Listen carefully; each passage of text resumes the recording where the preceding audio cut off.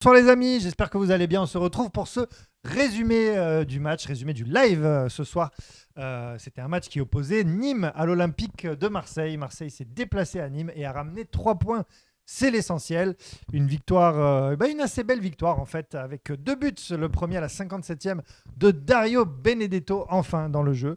Et puis ensuite un but à la 84e de Valère Germain. Il a voilà, dans une position qu'il affectionne vraiment particulièrement. Il se met devant et il attend qu'on lui fasse un joli centre. Il coupe le ballon et ça rentre. Les Nîmois qui ont un petit peu lâché en fait le match après le but de Benedetto, ils ont subi une expulsion et se sont retrouvés à 10. D'ailleurs, on pensait pendant un moment que c'est les Marseillais qui allaient se retrouver à 10. C'est finalement les Nîmois. Et ça fait en tout cas une belle victoire comme ça pour l'Olympique de Marseille. Du coup, Nico, j'ai envie de dire, cette première mi-temps, t'en as pensé quoi? Elle était à l'avantage des Marseillais. Est-ce que, au vu de la première mi-temps, tu savais qu'on allait gagner ce match?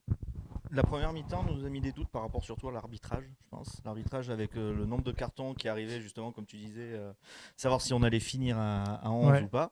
Quand la mi-temps a été sifflée, Ouais, c'était juste. Hein. ouais, c'était juste. Entre à ma vie dès le début, etc. Non, non, chaud. Comme on disait, premier quart d'heure, pas trop mal, où on poussait un peu. Après, justement, avec les fautes, les coupures, l'arbitrage et Nîmes qui prenait un peu du terrain, ça a été un peu plus compliqué.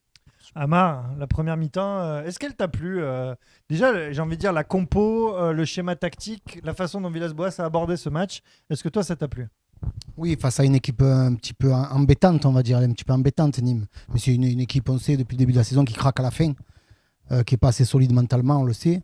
Donc c'est pour ça que j'avais donné T'avais donné 4-0. un large score, 4-0. Et c'est pour ça que je pensais que l'OM allait gagner 4-0. Mais bon, ils n'ont pas fait, c'est pas grave. Qu'une seule Ils ont personne qui avait gagné. pronostiqué 2-0 d'ailleurs. Voilà, mais bravo à la personne qui a pronostiqué 2-0. Je me souviens plus qui c'est. Bravo, ouais.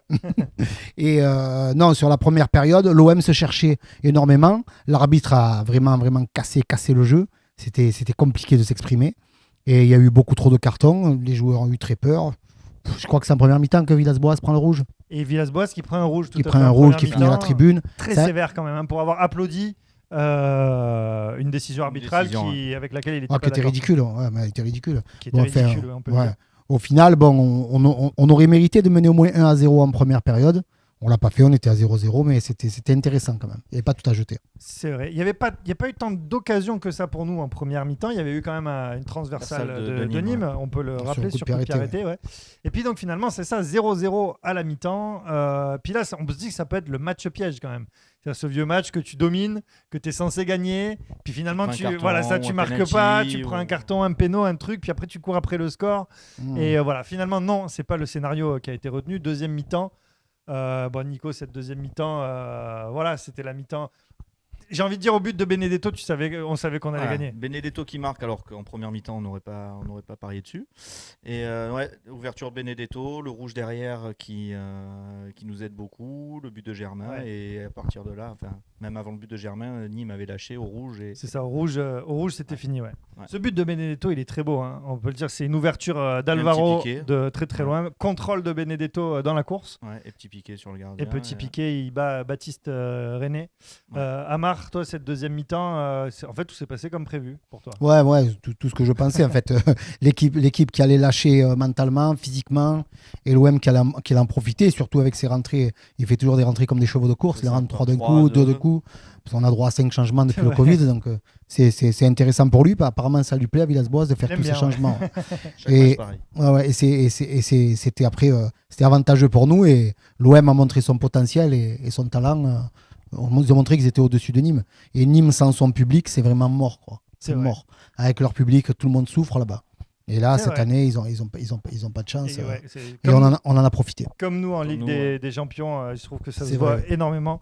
Voilà, en tout cas, une belle victoire qui fait plaisir. Et c'est vrai, des Nîmois qui ont totalement lâché l'affaire. Hein, après, à la fin, après le carton rouge, tu sais, on faisait des jeux de passes. Là, on a l'impression qu'on tentait. C'était l'entraînement un peu. On a presque même marqué le troisième. Ouais, et Luis Enrique, on peut le dire, qui a mis un but, qui a failli mettre son premier but, mais qui était signalé hors jeu. Et effectivement, il était hors jeu. Les amis, on va peut-être déterminer, selon vous, Nico, selon toi, qui est la star du match? Payet quand même qui est un peu sorti du lot. Gros match de Payet. Qui a fait de belles passes sur la première mi-temps, qui a fait de beaux ballons en profondeur. Et qui a été sur tous les ballons, même en première mi-temps. Et deuxième, a posé. Et, non, bien. Payet. Ouais. Amar. Ouais, j'hésite. Pour moi, ça c'est un duo qui a été l'homme du match. Ça a été Camara et Rongier. Vraiment, ils ont été sur tous les ballons. Je pense que comment il s'appelle, Rongier a réussi tous ses dribbles aujourd'hui. Il a pas perdu un ballon, il a récupéré beaucoup de ballons. Ils étaient conquérants tous les deux. Dans l'ensemble, en fait, tout le monde a été à peu près bon, mais ces deux-là, ils ont été très essentiels pour la victoire de l'OM. C'est vrai, ouais. C'est un peu les trois que je retiens. Moi, j'avais envie de mettre Payet aussi parce qu'il a été vraiment bon techniquement. Il a fait des passes incroyables. Mais c'est vrai que ce duo à la récupération, là, il nous a fait vraiment beaucoup de bien. Les amis, s'il faut trouver un pébron du match. L'arbitre. Ouais, l'arbitre. Ouais, non, mais il faut que ça soit un joueur de l'OM, c'est ça? Normalement, oui. Un joueur de l'OM. En deuxième mi-temps, un peu à ma vie, quand même, qui a un peu lâché. Sur la fin du match, ouais. Sur la fin du match. Il a perdu un ballon qui aurait pu être très dangereux. Et il a fait un ou deux gestes qui auraient pu lui valoir un rouge. Un rouge, ouais. Non, mais les deux latéraux ont été. On a l'impression qu'ils étaient en deçà parce que justement, il n'y avait plus les joueurs sur les côtés pour couvrir. Donc, ils prenaient tout le couloir et à la fin, ils étaient très fatigués. Saka, il a fait un mauvais début de match. Après, il s'est bien rattrapé sur 2-3. En fait, Saka, il s'est Mm. rattrapé un peu défensivement, mais c'est vrai que je trouve qu'offensivement, il a du mal à apporter. Ouais. Ouais, on va dire qu'ils étaient un petit peu moins bons que les autres, mais bon, Pébron, je crois que c'est. Non, Pébron, mais tu sais, il faut faire du buzz. Ouais. Comme disent les jeunes. Allez les amis, on va regarder le classement et c'est un classement cool ça les gars. C'est beau. Parce que on se retrouve ça fait plaisir. Deuxième de Ligue 1. Alors par contre, je vous le dis juste comme ça, je vous le signe. À partir de ce soir, ça va commencer ce soir, mais jusqu'à la semaine prochaine. Dans les commentaires sur les réseaux sociaux, vous allez avoir c'est que Nîmes. Non. Tu vois, là, on est dans la défiance. C'est que Nîmes, ils sont bidons en face, ils servent à rien. On gagne en championnat, mais en Ligue des Champions, il n'y a plus personne. On est bidon. Moi, je vous dis, c'est ça les commentaires. Donc, Paris Saint-Germain est premier avec 25 points. L'Olympique de Marseille, deuxième avec 24 points. Et surtout 5 matchs d'affilée. Et 5 victoires d'affilée en Ligue 1. 5 victoires d'affilée à Ligue 1. C'est une belle série en cours. Et 2 matchs de retard surtout. Et c'est ça surtout qui est intéressant, c'est qu'on a 6 points dehors à aller chercher. Je crois qu'il y avait aussi bien que nous, je crois que c'est Lyon, non? 5 matchs d'affilée. Lyon et Lille ou Paris. Lyon, ils ont un nul dans leur série là. Ouais. Ils ont 4 victoires et un nul. Et Lyon et Paris, non? Non, pas Paris, Lyon. Paris, ils ont une défaite et un nul parce qu'ils ont fait match nul contre Bordeaux. Au niveau des séries, on est bien. Donc il n'y a personne d'autre. On est vraiment sur une belle série, il n'y a personne d'autre. Il y a Monaco qui est sur 4 victoires d'affilée. Qui vont battre Lille.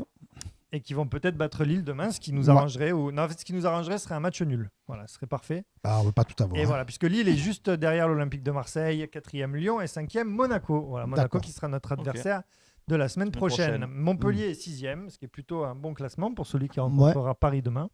Ça peut être un match dangereux pour Paris. Ça peut être un gros match. Rennes est 7e, Rennes qui dégringole un peu par rapport au début de la saison. Puis après, il y a un ventre mou. Lens est 9e, on peut le noter comme ça. Bordeaux 13e, Bordeaux qui n'y arrive pas malgré leur beau match contre Paris. Saint-Etienne 15e, ça va pas non plus du tout pour Saint-Etienne. Et Nîmes, donc on vient d'affronter ce soir, 16e. Voilà, les relégables sont Lorient, Strasbourg et Dijon. Nico, une note en aioli. Alors la note en aioli. Non, regarde, j'ai donné la parole à Amar en premier. Comme ça, il va te montrer un petit peu comment faire. Ta note en aioli, je rappelle que c'est sur 5 aioli. Alors, mon note en aioli, je vais mettre un 3 aioli et je vais rajouter quand même une olive. Tu rajoutes une olive. Ouais. D'accord. Une bonne olive. D'accord. Parce que c'est pour ça que je voulais qu'Amar il parle en premier. Parce que tu vois, lui, il rajoute. On peut rajouter. Tu peux rajouter un chou-fleur. Amar, des fois, il rajoute un chou-fleur. Tu vois. Ouais, neuf. Ça me plaît bien, ça. Un peu de poisson. Nico, ta note du match. Il y a des demi-aioli ou pas du tout tu peux mettre. Alors, je vais partir sur du 3 du coup, si on peut pas mettre de demi. Sinon, c'était 2,5. J'étais vraiment sur une note moyenne pour le match parce que bon, c'était pas non plus la. Tu peux mettre 2 aioli et je rajoute un chou-fleur. Et voilà. Et 2 chou-fleurs avec 2 aioli bien aillés. Bien aillés. Tu vois. Et on est bon. Et on est bon. Et on a une bonne haleine, on est tranquille. Ouais. Eh bien, moi, je vais mettre 3 aioli et. Qu'est-ce que tu rajoutes? Et je vais rajouter 2 carottes. Pour qui la carotte? Et une demi-morue, tiens. Ah, et le demi-mot, oui, c'est bien, ça c'est bien. Ah, ça frôle le 4 aioli, ça. Oh. Non, c'est pile entre le 3 et le 4. Voilà, pile entre le 3 et le 4. D'accord. Les amis, merci beaucoup d'avoir fait ce live d'abord. Merci et puis à toi. Ce résumé avec nous. Les copains, merci d'avoir suivi ce résumé. On se retrouve la semaine prochaine. Ce sera samedi 17h pour OM Monaco. À la semaine prochaine. Allez, l'OM. Bye bye.